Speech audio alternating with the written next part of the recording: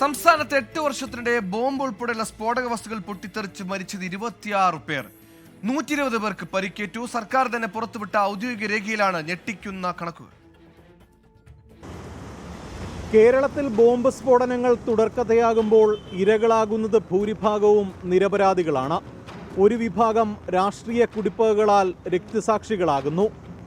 Bomb രാഷ്ട്രീയം കേരളം ചർച്ച ചെയ്യുമ്പോൾ പുറത്തു വരുന്നത് ഞെട്ടിക്കുന്ന വിവരങ്ങളാണ്. 2016 മെയ് 25 മുതൽ 2024 ജൂൺ 30 വരെ കേരളത്തിൽ ബോംബ് ഉൾപ്പെടെയുള്ള സ്ഫോടക വസ്തുക്കൾ പൊട്ടിത്തെറിച്ച് മരിച്ചത് 26 പേരാണ്. സ്ഫോടനങ്ങളിൽ 120 പേർക്ക് ഗുരുതരമായും സാരമായും പരിക്കേറ്റു. പ്രസ്തുത സ്ഫോടനങ്ങളിൽ ഇതുവരെ രജിസ്റ്റർ ചെയ്തത് 54 കേസുകൾ. 54 കേസുകളിലായി പ്രതിപ്പട്ടികയിൽ 189 പേർ. ഇതിൽ 17 കേസുകളിൽ അന്വേഷണം നടന്നുവരുന്നു. 28 കേസുകളിൽ കുറ്റപത്രം സമർപ്പിച്ച വിചാരണാ ഘട്ടത്തിലാണ്. ഇനിയുള്ള കണക്കുകളാണ് ഏറ്റവും ശ്രദ്ധേയം. 2 കേസുകളിലെ പ്രതികൾ മരണപ്പെട്ടു. 6 കേസുകൾ അസ്വാഭാവിക മരണമെന്ന പേരിൽ തീർപ്പാക്കി. ആരെയോ ലക്ഷ്യമിട്ട് ആരോ നിർമ്മിച്ച ബോംബുകൾ ജീവനെടുക്കുന്നത് പലപ്പോഴും നിരപരാധികളുടേതാണ്. ഉഗ്രസ്ഫോടനങ്ങളിൽ കുട്ടികളും മിണ്ടാപ്രാണികളും പരിക്കേറ്റ് വീഴുന്നു.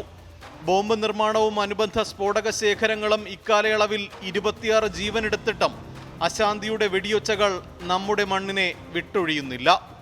MG പ്രതീഷ്, 24, തിരുവനന്തപുരം.